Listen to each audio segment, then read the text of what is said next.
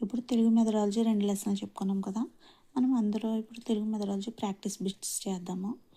First lesson నుంచి ఇదొచ్చింది చూడండి. Previous TET paper ఇది.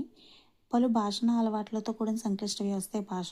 మనము ఫస్టే చెప్పుకున్నాము ఈ నిర్వచనం. చూడండి ఫస్ట్ లెసన్ నుంచి ఫస్ట్ పేజ్ నుంచి వచ్చేసింది ఆ బిట్టు. ఈ బిట్టు ఓకేనా. మాట్లాడే అలవాట్ల సంక్లిష్ట వ్యవస్థే భాష అనమాట అని చెప్పింది ఎవరు? హాకిట్ చెప్పారు. నెక్స్ట్, తాను చూసిన ప్రదేశం గురించి కానీ తనకు నచ్చిన అంశంపై కానీ 2 నిమిషాలు ఏకధాటిగా మాట్లాడడాన్ని ఏమంటారు? ఉక్త రచన అంటారండి. ఇది సెకండ్ ఇయర్ 149 పేజీలో ఉంది, చూపిస్తాను మీకు. చూడండి, ఏదైనా ఒక అంశంపై కొద్ది నిమిషాలు తడబాటు లేకుండా మాట్లాడడాన్ని ఉక్త రచన అంటారు. ఇది సెకండ్ ఇయర్ 149 పేజ్. నెక్స్ట్, మనకు తెలుసు మన దేశంలో ఈ పద్ధతిని ఈశ్వరీభాయ్ పటేల్ కమిటీ ప్రస్తావించింది కురుచేదార్ పద్ధతి. తర్వాత, ఒక విషయం యొక్క భావాన్ని గ్రహించి సొంత వాక్యాలు వివరిస్తూ చెప్పడం అనేది విస్తృత రచన అవుతుంది. తర్వాత, వార్తాపత్రికలను ఏమంటారు? దృశ్య బోధనోపకరణం అని అంటారు కదా. అంటే చూస్తాం అంతే, వినడం కంటే జరగదు కాబట్టి ఇవి మనకు తెలిసినవి.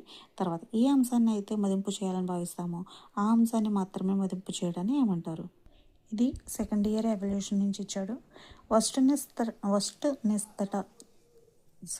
వస్తునిష్టత అంటే ఏంటంటే సార్వజనీన లక్షణం కలిగి ఉండడమే కాకుండా వ్యక్తిగత అపేక్షలకు నిరపేక్షలకు అతీతమై ఉండాలి. మదింపు చేసేదానిపై ఇతర ప్రభావాలు పడకుండా జాగ్రత్త వహించడమే వస్తునిష్ట ఉంది. మరి ప్రామాణికత ఏముంది? ఏ అంశాన్ని అయితే మదింపు చేయాలని భావిస్తామో ఆ అంశాన్ని మాత్రమే మదింపు చేసే లక్షణాన్ని ప్రామాణికత అంటారు. అంటే ఇక్కడ చూడండి, ఆన్సర్ ఏమైంది? ప్రామాణికత అయింది. మరి ఔపయోగిత అంటే విద్యా వ్యవస్థల్లో భాగస్వాములైన అందరూ ఈ మూల్యాంకన సాధనాలను సులభంగా వినియోగించగలిగినప్పుడే వాటికి ఔపయోగిత అనే లక్షణం ఉంది. అంతేకాకుండా ఫలితాలను అందరూ తేలిగ్గా వ్యాఖ్యానించాలి. నిరంతరత అంటే ఏంటి? మూల్యాంకనం ఏదో ఒక సమయంలో కాకుండా బోధనాభ్యసన ప్రక్రియలో నిరంతరం కొనసాగాలి. అభ్యాసం చదువుతున్నంతసేపు జరగాలి.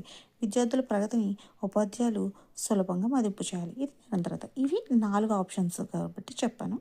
ఆన్సర్ ప్రామాణికత.